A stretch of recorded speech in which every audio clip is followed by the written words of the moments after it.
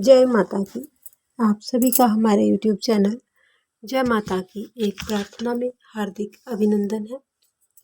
आज हम श्री विष्णु महापुराण कथा की जो कड़ी हमने शुरू की है, उस कड़ी के अंतर्गत 5वें स्कंद के 24वें अध्याय में है मुचुकुंद का तपस्या के लिए प्रस्थान करना और श्री बलराम जी की ब्रज यात्रा। इस कथा को शुरू करने से पहले यदि आप हमारे चैनल पर अभी भी नए आए हैं तो कृपा करके चैनल को सब्सक्राइब कर लीजिए और घंटी जैसे दिखने वाले बटन को भी दबा लीजिए ताकि आने वाली नई वीडियो की नोटिफिकेशन आपको सबसे पहले और आसानी से मिल सके। कथा को शुरू करने से पहले प्रभु का सुमिरन करेंगे। श्रीमन नारायण नारायण नारायण, भजमन नारायण नारायण नारायण, श्रीमन नारायण नारायण नारायण। जय श्री विष्णु भगवान की।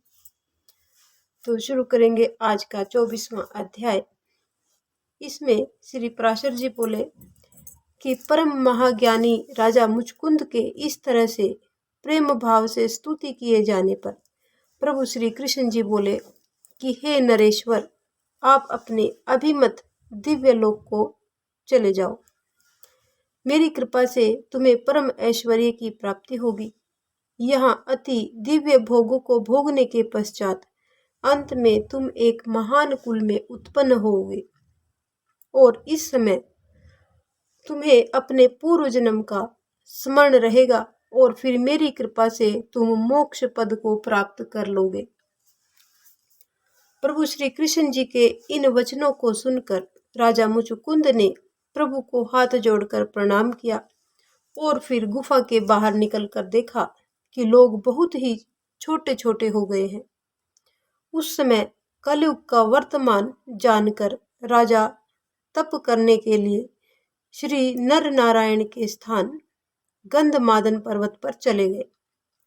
इस तरह से प्रभु श्री कृष्ण जी ने उपाय पूर्वक शत्रु का विनाश करके वापिस मथुरा में आकर हाथी घोड़े एवं रथ आदि से सुशोभित सेना को अपने वश में करके उसे द्वारका में लाकर राजा उग्रसेन को अर्पण कर दिया।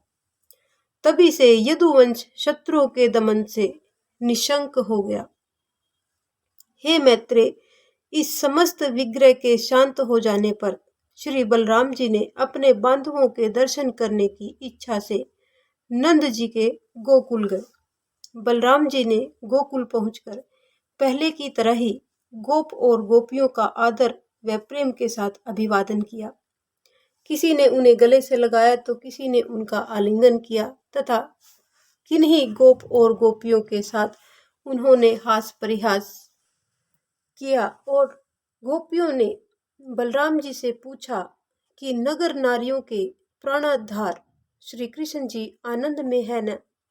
यानी उन गोप और गोपियों ने बलराम जी से पूछा कि श्री कृष्ण जी सब ठीक है ना। वे क्षणिक प्रेम वाले नंदन नंदन हमारी चेष्टाओं का उपहास करते हुए क्या नगर की महिलाओं के सौभाग्य का मान नहीं बढ़ाया करते हैं? क्या वे एक बार अपनी माता को देखने के लिए यहाँ आएंगे अथवा अब उनकी बात करने से हमें क्या लाभ है? कोई अन्य बात करो।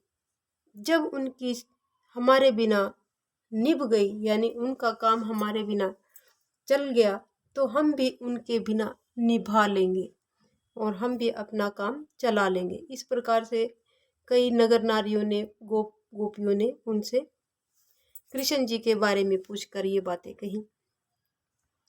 हमने उनके लिए सभी को छोड़ दिया, किंतु वे तो अकृतज्ञों की ध्वजा ही निकले। बलराम जी हमें सच सच बतलाइए कि क्या ये श्री कृष्ण कभी यहाँ आने के बारे में कभी कोई बातचीत करते हैं?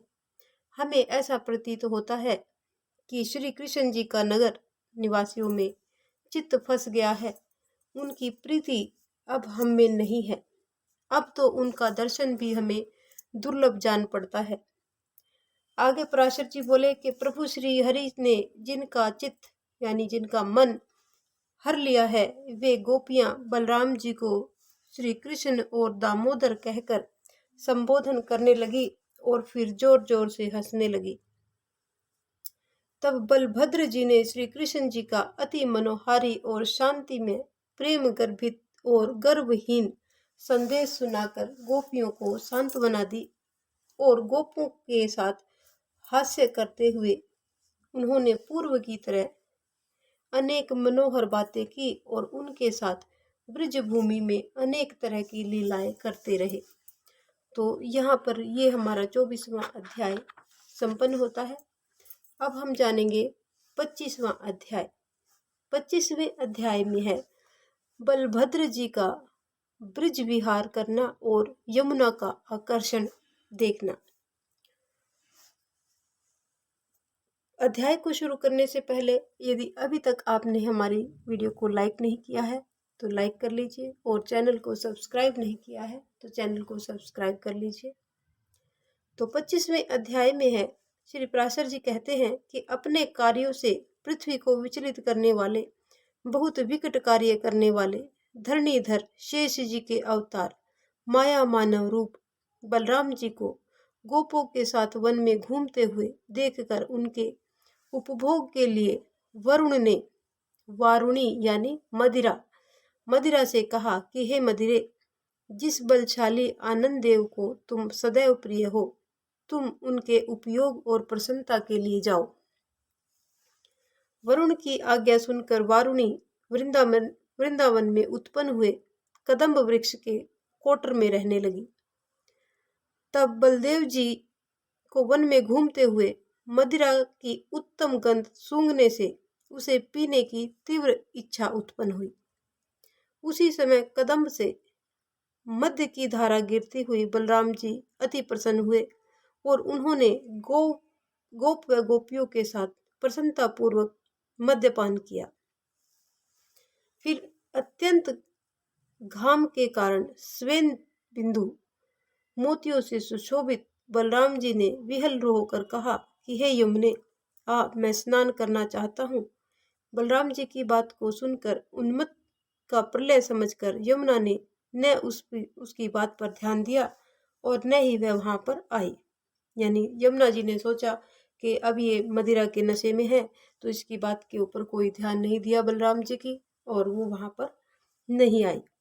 इस बात से क्रोधित होकर गुस्से में आकर बलराम जी ने अपना हल उठाया और मद के नशे में चूर होकर यमुना को हल की नोक से पकड़कर खींचते हुए कहा कि अरे पापिनी, मैंने तुझे बुलाया तो तू क्यों नहीं आई? यदि अब तेरे में शक्ति है तो अपनी इच्छा के अनुसार अन्यत्र जा, यानी और कहीं जाके दिखाओ अगर तेरे अंदर शक्ति है तो। इस तरह बलराम जी के खींचने पर यमुना जी ने अकस्मात अपना मार्ग छोड़ दिया और जिस वन में बलराम जी खड़े थे उसे आप्लावित कर दिया। फिर वह शरीर धारण करके बलराम जी के पास आई और भयवश डर के मारे डबडबाती हुई आंखों से बोली कि हे मुसलायुद्ध, आप प्रसन्न होइए और मुझे छोड़ दीजिए। यमुना की बात को सुनकर बलराम जी बोले कि अरे नदी, क्या तू मेरे बलवीर्य की अवज्ञा करती है? देख, मैं अभी इस हल से तेरे टुकड़े टुकड़े कर दूंगा। बलराम जी के द्वारा इस तरह कहे जाने पर भय से कांपती हुई यमुना के उस भूभाग में बहने पर बलराम जी ने प्रसन्न होकर उसे छोड़ दिया। उस समय स्नान करने पर बलराम जी की अत्यंत शोभा हुई। तब लक्ष्मी जी ने प्रकट होकर बलराम जी को एक सुंदर, बहुत ही सुंदर कर्णफूल, एक कुंडल और एक वरुण की भेजी हुई कभी भी न कुम्हलाने वाली कमल पुष्पों की माला और 2 समुद्र के समान कांति वाले नीलवर्ण वस्त्र दिए। उन कर्णफूल, सुंदर कुंडल, नीलांबर और पुष्पमाला को धारण करके श्री बलराम जी बहुत ही कांति युक्त हो गए और सुशोभित होने लगे। इस तरह से बलराम जी ने ब्रिज में अनेकों लीलाएं की और फिर 2 महीने के पश्चात द्वारकापुरी को चले आए। बलराम जी ने द्वारकापुरी में पहुंचकर राजा रेवत की रेवती नामक पुत्री से विवाह किया। रेवती से उनके निषट और उल्मूक नामक 2 पुत्र पैदा हुए। तो ये था आज का हमारा 25वां अध्याय, जो यहीं पर संपन्न होता है। अब इसी कड़ी को आगे शुरू रखते हुए हम 26वें अध्याय को करेंगे। 26वें अध्याय में है रुक्मणी का हरण। श्री पराशर जी आगे बोले कि विदर्भ देशांतर्गत कुंडनीपुर नाम के नगर में भीष्मक नामक एक राजा था।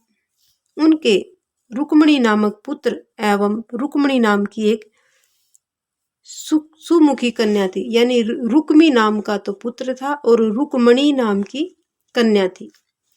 श्री कृष्ण जी ने रुक्मणी से श्री कृष्ण जी की अभिलाषा की, परंतु प्रभु श्री कृष्ण जी की विनती करने पर भी उनसे ईर्ष्या करने के कारण रुक्मी ने, यानी रुक्मणी का जो भाई था, उसने उन्हें रुक्मणी नहीं दी।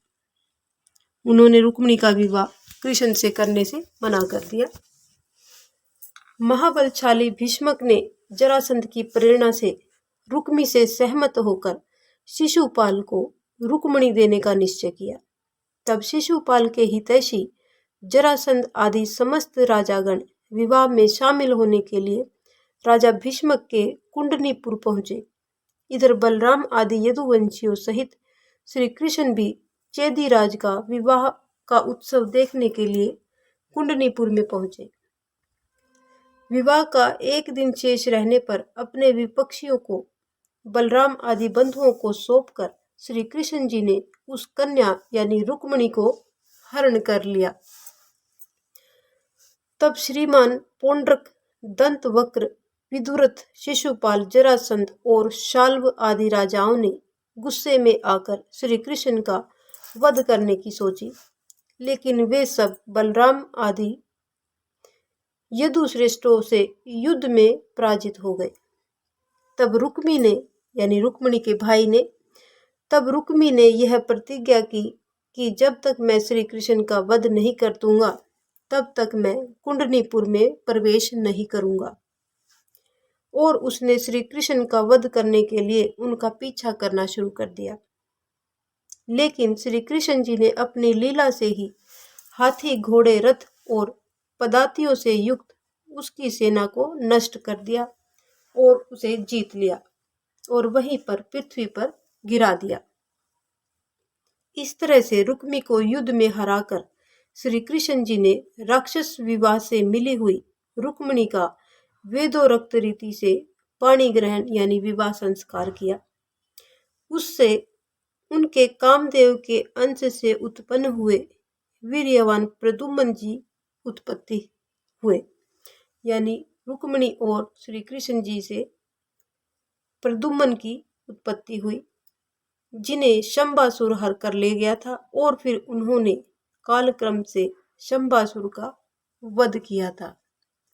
तो ये हमारा आज का 26वां अध्याय यहीं पर संपन्न होता है। अगले अध्याय 27वें अध्याय में हम जानेंगे कि प्रद्युम्न का हरण और शंबर का वध किस प्रकार से हुआ। इसमें श्री मैत्रेय जी बोले कि हे भगवान, काल के समान विकराल शंबासुर ने यह जानकर कि यह मेरा मारने वाला है, जन्म लेने के 6ठे दिन सूतिका ग्रह से प्रद्युम्न का हरण कर लिया। शंबरासुर ने बालक प्रद्युम्न का हरण करने के पश्चात उसे लवण समुद्र में यानी नमक के समुद्र में डाल दिया, जो तरंगमाला जनित आवर्तों से पूर्ण और बहुत ही भयानक विशाल मकरों का घर है। वहां फेंके हुए उस बालक प्रद्युम्न को एक मत्स्य ने निगल लिया, यानी एक मछली ने निगल लिया प्रद्युम्न को, लेकिन वह उसकी जठराग्नि से जलकर भी नहीं मरा, क्योंकि वो भगवान श्री कृष्ण का अंश था। कालांतर में कुछ मछली पकड़ने वाले मछियारों ने उसे अन्य मछलियों के साथ में फंसा हुआ असुर श्रेष्ठ शंबर को निवेदन किया। उसकी मायावती नाम की पत्नी समस्त अनंतपुर की स्वामिनी थी और वह सुलक्षणा समस्त सुदों यानी रसोइयों का आधिपत्य करती थी। उस मछली का पेट चीरते ही उसमें से एक बहुत ही सुंदर सा बालक दिखाई दिया। जो दग्ध हुए काम वृक्ष का प्रथम अंकुर था। यह कौन है और यह इस मछली के पेट में कैसे आ गया? यह सोचती हुई उस सुंदरी से देवर्षि नारद जी ने आकर पूछा कि हे सुंदरी, इस समस्त जगत की स्थिति और संहार करता प्रभु श्री हरि विष्णु जी का यह पुत्र है। इसे शंबरासुर ने सूतिकाग्रह से उसे चुरा लिया था। यानी जहां पर ये पैदा हुआ था वहीं से शंबरासुर ने इसे चुरा लिया था और इसे चुराकर समुद्र में फेंक दिया था। इसे वहां पर एक मछली ने निगल लिया था और उसी के द्वारा यह तुम्हारे घर पर आ गया है। तू इस तरह से इस नर रतन की अच्छी तरह से पालन पोषण करो। देवर्षि की बात को सुनकर मायावती ने उस बालक का अच्छी तरह से लालन पालन किया। जिस समय वह नव यौवन के समागम से सुशोभित हुआ, यानी जब वो बच्चा युवक रूप में आया, तब वह गजगामिनी उसके प्रति कामना सुख युक्त अनुराग प्रकट करने लगी। हे महामते, जो अपना हृदय और नेत्र प्रद्युम्न में अर्पित कर चुकी थी, उस मायावती ने अनुराग से अंधी होकर उसे समस्त प्रकार की माया सिखा दी। इस तरह से अपने ऊपर आसक्त हुई उस गजगामिनी से प्रद्युम्न ने कहा कि तुम आजामृत भाव का त्याग करके यह अन्य प्रकार का भाव क्यों प्रकट कर रही हो? यानी जिस औरत ने उसको पाला पोसा तो वही प्रद्युम्न को बड़े अपने सुहृदय नेत्रों से देखती थी। तो प्रद्युम्न ने उससे पूछा कि तुम मेरे प्रति इस प्रकार के भाव को क्यों प्रकट कर रही हो? तब मायावती प्रद्युम्न से बोली कि तुम मेरे पुत्र नहीं हो, तुम प्रभु श्री हरि विष्णु जी के पुत्र हो। तुम्हें शंबरासुर ने चुरा लिया था और चुरा कर तुम्हें समुद्र में फेंक दिया था। मुझे तुम एक मत्स्य के पेट से मिले हो, यानी एक मछली के पेट से मिले हो।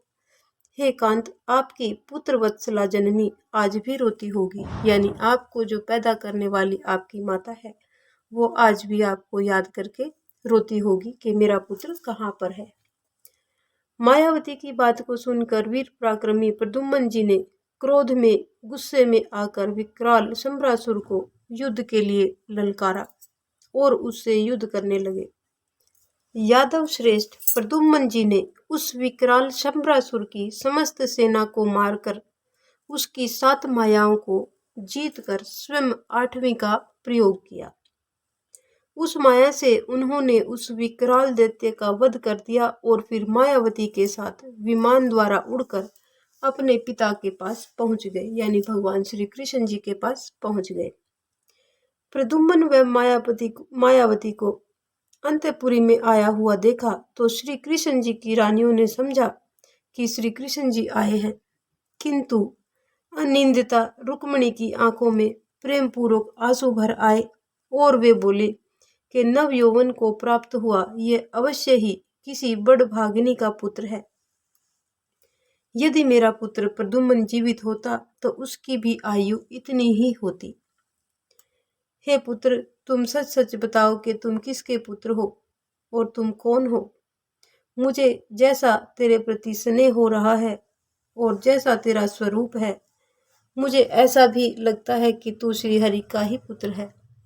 यानी मुझे तुम्हारे साथ जितना लगाव और जितना अपनापन लग रहा है, मुझे ऐसा लग रहा है कि तुम श्री हरि के ही पुत्र हो।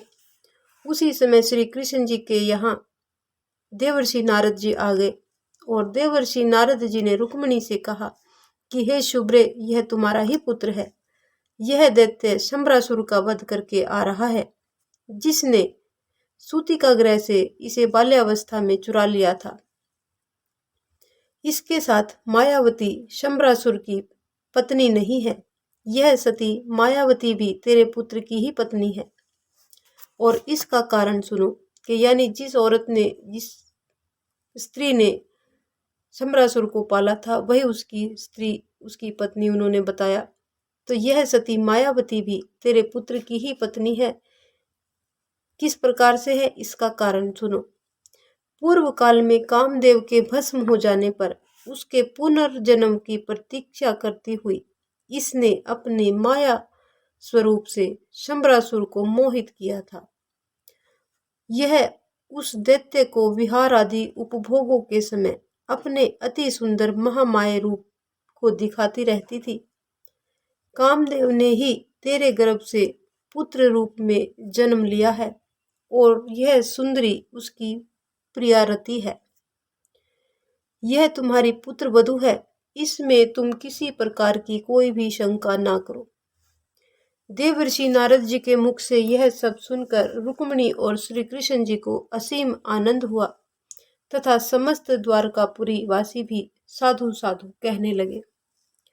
तो यानी जिस स्त्री ने प्रभु श्री कृष्ण जी के पुत्र प्रद्युम्न को पाला एक मछली के मुख पेट से निकाल के, वही स्त्री प्रद्युम्न की पत्नी थी और प्रद्युम्न कामदेव का रूप था और वो मायावती स्त्री रति के रूप में प्रकट हुई थी।